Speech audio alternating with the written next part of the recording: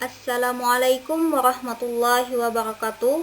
Kami dari kelompok 11 yang beranggotakan Maulida Nur Azmi, Maulidatul Syafitri, dan Rizka Maryam akan menyampaikan materi tentang penemuan hukum.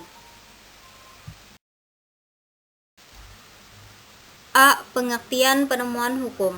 Penemuan hukum sebagai sebuah reaksi terhadap situasi-situasi problematika yang dipaparkan orang dalam peristilahan hukum, berkenaan dengan pertanyaan-pertanyaan hukum, konflik-konflik hukum, atau sengketa-sengketa hukum. Penemuan hukum ini diartikan sebagai penemuan hukum oleh hakim atau petugas-petugas hukum lainnya yang diberi tugas melaksanakan hukum terhadap peristiwa-peristiwa hukum yang konkret. Dikutip dari buku yang dikarang oleh Sudikno Moktokusumo yang berjudul Mengenal Hukum, Suatu Pengantar.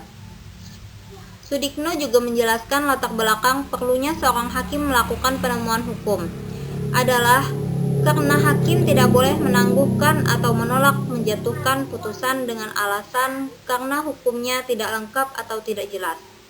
Ketika undang-undang tidak lengkap atau tidak jelas untuk memutus suatu perkara, saat itulah hakim harus mencari dan menemukan hukumnya. Penemuan hukum ini dapat dilakukan dengan cara menggali nilai-nilai hukum yang berkembang dalam masyarakat.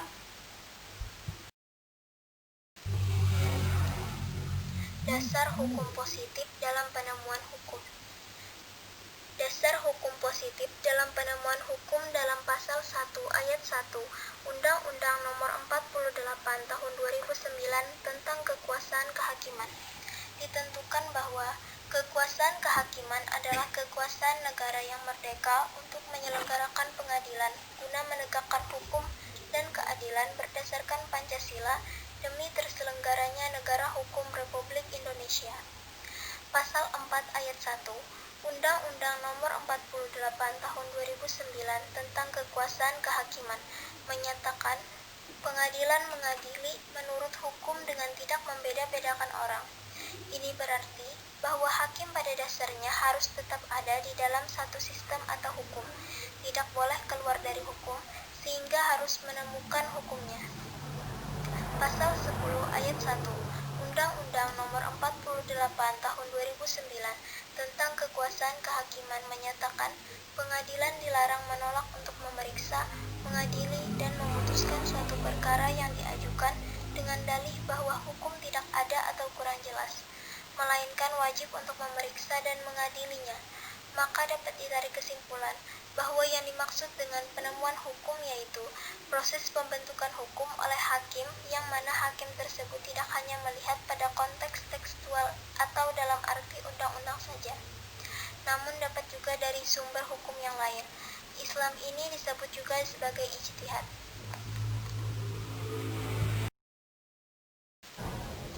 C. Metode-metode penemuan hukum. Metode penemuan hukum dibagi menjadi dua. A. Metode interpretasi. Interpretasi adalah metode penemuan hukum dalam hal peraturannya ada, tetapi tidak jelas untuk dapat diterapkan pada peristiwanya. 1. Interpretasi menurut bahasa.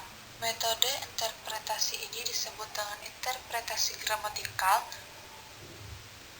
yaitu mengetahui makna ketentuan undang-undang dengan menguraikan menurut bahasa, susunan kata atau bunyinya. 2. Interpretasi teologis atau sosiologis, yaitu penafsiran menurut makna atau tujuan kemasyarakatan. 3. Interpretasi sistematis, yaitu menafsirkan undang-undang sebagai bagian dari keseluruhan sistem perundang-undangan. 4. Interpretasi historis, yaitu dilakukan dengan cara meneliti sejarah terjadinya undang-undang tersebut. 5. Interpretasi komparatif, yaitu penafsiran dengan jalan memperbandingkan, adalah penjelasan berdasarkan perbandingan hukum. 6. Interpretasi futuristis, yaitu metode penemuan hukum yang bersifat antisipasi, adalah penjelasan ketentuan undang-undang dengan berpedoman pada undang-undang yang belum mempunyai kekuatan hukum. B. Metode argumentasi atau konstruksi hukum. Konstruksi sebagai berikut. 1. Argumentum per analogiam atau sering disebut analogi. Pada ini, peristiwa yang berbeda namun serupa, sejenis atau mirip yang diatur dalam undang-undang diperlakukan sama. 2. Penyempitan hukum. Pada penyempitan hukum, peraturan yang sifatnya umum diterapkan terhadap peristiwa atau hubungan hukum yang khusus dengan penjelasan atau konstruksi dengan memberi ciri-ciri. 3. Argumentum a contrario atau disebut juga a contrario, yaitu menafsirkan atau menjelaskan undang-undang yang didasarkan pada perlawanan pengertian antara peristiwa konkret yang dihadapi dan peristiwa yang diatur dalam undang-undang.